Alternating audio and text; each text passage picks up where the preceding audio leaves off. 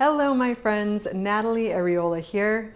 What if I were to tell you that photography is a lie? You'd probably say something like, well, what the heck is that supposed to mean? One of the things that I think makes photography so incredibly interesting is that the photographic process has a sort of dual nature. On the one hand, we often think of photographs as documentation of reality or factual evidence.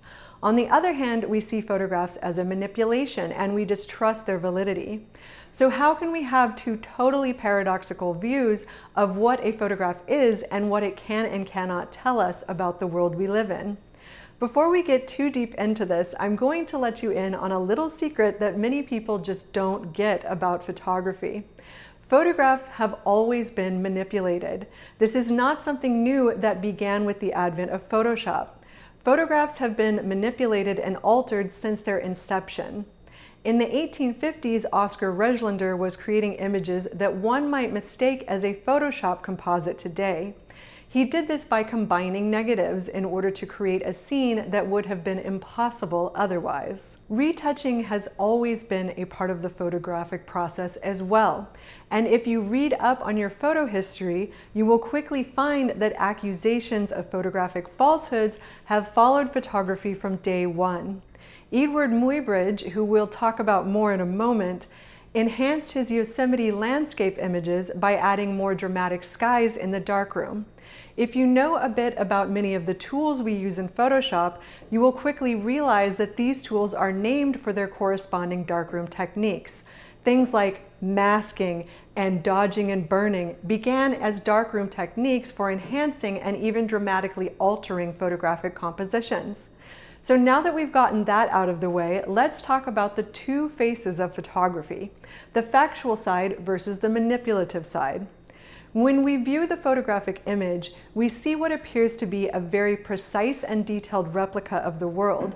This has made photography a useful tool for scientists and has also given photography the ability to reveal to us things we could never have fully understood without it. Take Edward Muybridge's famous photographs of Leland Stanford's racing horse Occidental. Whether you know much about the history of photography or not, odds are you've seen these images. They aren't the most striking images to the modern eye, but they were incredibly important when they were made for several reasons. One, they indicated a huge advancement in the photographic technology, in that Muybridge had created a fast-moving shutter for his camera that would allow him the ability to get a very short exposure, capable of freezing the lightning-fast movements of the horse. But they also allowed us to see something we had never really seen before: how the horse moves. Prior to this moment, scientists and artists alike had pondered the exact positions of the horse's legs while in motion, but none could quite figure them out. In fact, French painter Jean Meissonier had gone so far as to have his carriage follow alongside a galloping horse in an attempt to determine the horse's movements with the naked eye.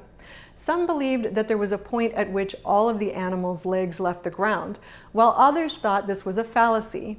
Here in Muybridge's groundbreaking images, we have finally been given the answer. But what about the deceptive side of photography? Well, there's the obvious intentional manipulation of the photographic image itself by way of darkroom or digital alteration. But there's a more subtle aspect to photographic manipulation as well. Let's look to a historical example to help us out here. There's a famous and much debated war photograph taken by Roger Fenton during the Crimean War that is often said to be the first war photograph. It is a very unremarkable photograph of a road winding through some gentle hills which is covered with cannonballs. There has been much debate among scholars as to whether the photograph was posed, and specifically whether or not Fenton added cannonballs to the road in order to give the image a heightened drama and sense of danger. Susan Sontag wrote about the photograph in her book Regarding the Pain of Others, where she claims the photograph is posed.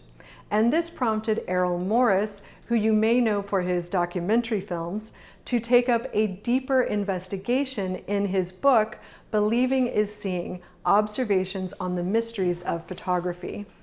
There are actually two photographs taken on the same day by Fenton, one without cannonballs on the road and one with cannonballs on the road. In his book, Morris goes to great lengths in his attempt to produce evidence as to which image came first. In the end, he determines that off, the photograph without cannonballs on the road, did come before on, the photograph with cannonballs on the road. So perhaps the famous Fenton photograph is posed. But what does this tell us about photography?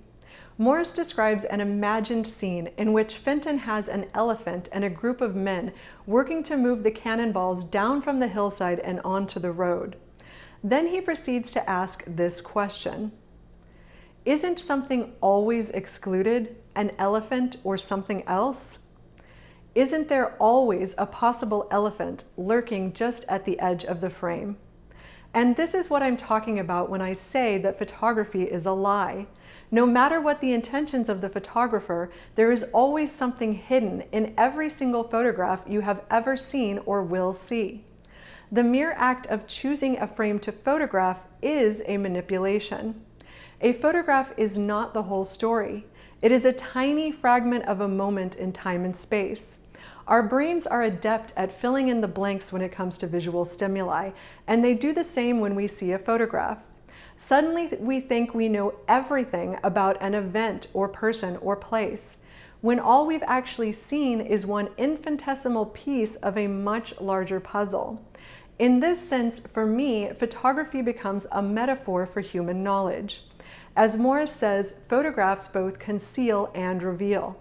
And much of what we uncover, whether it be through science, philosophy, artistic inquiry, or whatever it may be, is the same. Each secret revealed uncovers another to be told.